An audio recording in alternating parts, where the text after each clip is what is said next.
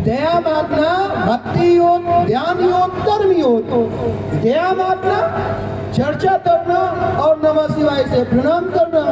दया मागना भक्ति योग, चर्चा करना, ध्यान योग और नमः शिवाय से प्रणाम करना। कर्म योग तो भक्ति योग, ध्यान योग, कर्म योग।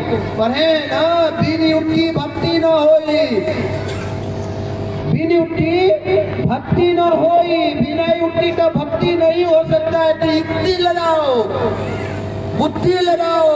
तो क्या युक्ति लगाएंगे? तो ये 3 सूत्र आया कि आप दया मांगिए, आप चर्चा करिए, आप नमः शिवाय से प्रणाम करिए। इसीलिए है बिन युक्ति भक्ति न होई। जब दया मांगिएगा, चर्चा करिएगा और नमः शिवाय से प्रणाम करिएगा।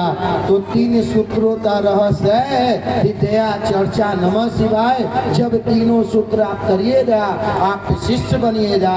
शिष्य जब बनेगा तो गुरु अपने शिष्य को अपने जैसा बनाते हैं। तो शिव गुरु है, आपको भी शिव बना लेंगे। इसीलिए 3 सूत्रों का रहस्य आपका शिष्य होना और शिष्य के बाद शिव होना, यही है रहस्य। शिव की शिष्यता में प्रेम शून्य ज्ञान और ज्ञान शून्य प्रेम का मतलब क्या है? शिव की शिष्यता में जिज्ञासा निमन से सुनिएगा। शिव की शिष्यता में प्रेम शून्य ज्ञान और ध्यान शून्य प्रेम।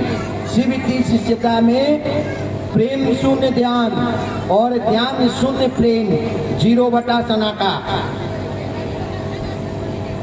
यहाँ ध्यान शिव, यहाँ शिव तो पतरना है ना।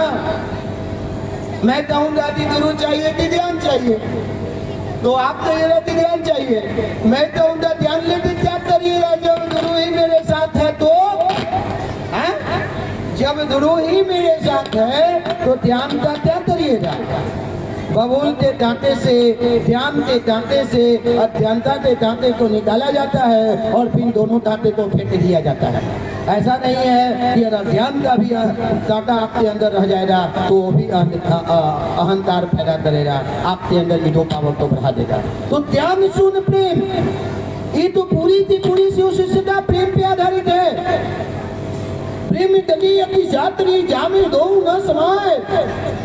प्रेम की इतनी पतली गली है, यहाँ दो एक होते जाता है, जीवात्मा परमात्मा में एक होते जाता है। यहाँ प्रेम की पूरी स्थिति है। यहाँ ध्यान शून्य प्रेम है। ध्यान थोड़ा बहुत चाहिए, लेकिन वह ध्यान जो प्रेम से संजात हो, वह ध्यान जो प्रेम से भरा पूरा हो।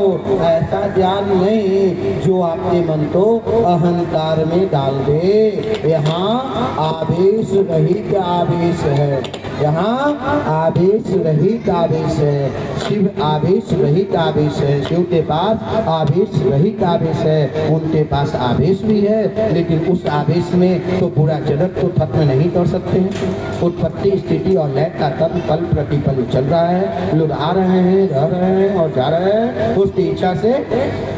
शिव की मात्र इच्छा से सृष्टि, मात्र प्रभु इच्छा।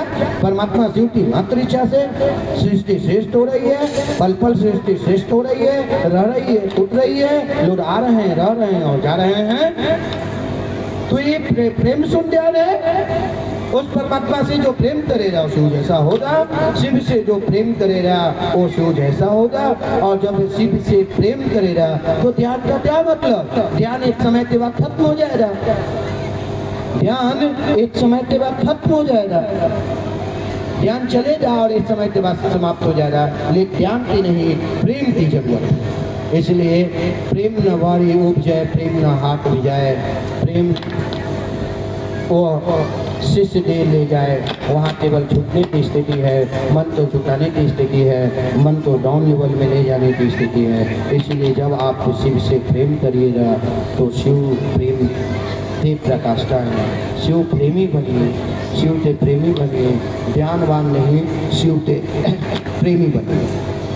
चलिए, एक जिज्ञासा है, शिव की शिष्यता चिर नवीन है, कैसे?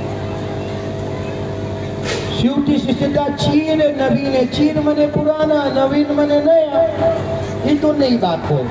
शिव की शिष्यता क्षीर नवीन है। देखिए जिज्ञासा में अपने दिमाग को एने ओने मत करिएगा। मन संचालक भले घुमा देंगे लेकिन हम ना घूमते हैं। क्षीर मने पुराना और नवीन मने नया, इसलिए वहाँ ये कहा जाता है कि क्षीर नवीन है। आपकी शिव पुराण में 112 शिव के शिष्यों का नाम है कि नहीं? शिव पुराण पढ़िएगा तो वहाँ उसमें मिल जाएगा।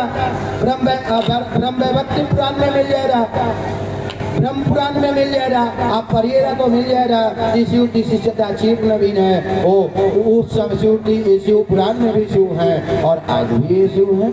आज भी लोग उनको गुरु मान रहे हैं और शिष्य बन रहे हैं। इसलिए शिव की शिष्यता क्षीर नवीन है, क्षीर नवीन है। शिव आदि गुरु भी हैं और शिव अभी भी गुरु हैं।